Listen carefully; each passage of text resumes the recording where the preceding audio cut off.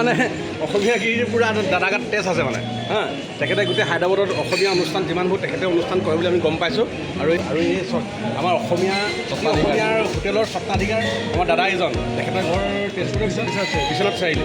হায়দৰাবাদত ওলমি থকা এখন বিশেষ বৰ্ড তাত লিখা আছে নিৰামিষ ভাত 80 টকা, আলু বিলাহী ৰৌ 80 টকা, জাতিলাও শাক 80 টকা, ডিমৰ তৰকাৰী 30ৰ পৰা 50 টকা, ডিমৰ আমলেট 20ৰ পৰা 40 টকা, ব্ৰইলাৰ মাংস 100 টকা।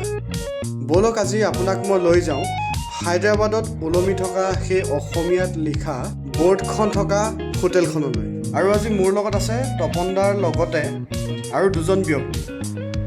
আপুনি বাৰু কেতিয়াবা ভাবিছিলনে তেলেংগানাৰ দৰে এখন ৰাজ্যত হায়দৰাবাদৰ দৰে এখন চিটিৰ মাজত অসমীয়াৰ শব্দৰে পৰিপূৰ্ণ তালিকা আৰু বেনাৰ লাগি থকা হোটেল থাকিব বুলি? আপুনি বাৰু ভাবিছিলনে অসমীয়াই কেতিয়াবা বহিৰাজ্যত এনেদৰে বেপাৰ কৰিব পাৰিব বুলি?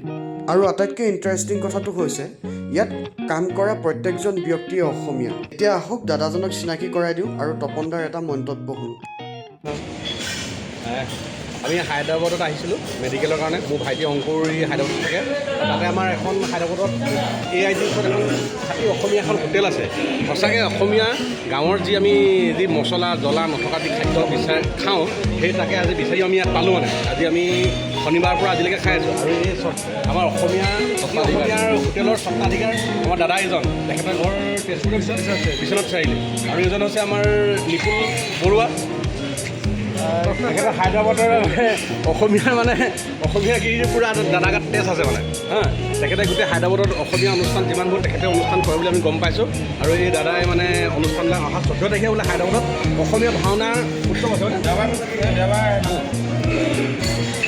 আৰু সেইকাৰণে মই ভাবোঁ পুনৰবাৰ অসমৰ প্ৰত্যেকজন মানুহক হায়দৰাবাদত যদি AIGত আহে তেতিয়া এই খাটি অসমীয়া থলুৱাৰ খাদ্য যিধৰণে আমি বিচাৰি পাওঁ তাকে আমি পাইছোঁ। আৰু সেইকাৰণে পুনৰবাৰ সকলোকে খাবৰ কাৰণে ইয়াত আহি মানে এই মেডিকেলত ট্ৰিটমেণ্ট কৰিবলৈ অহা ৰাইজক মই অনুৰোধ জনাইছোঁ অসমবাসী ৰাইজক।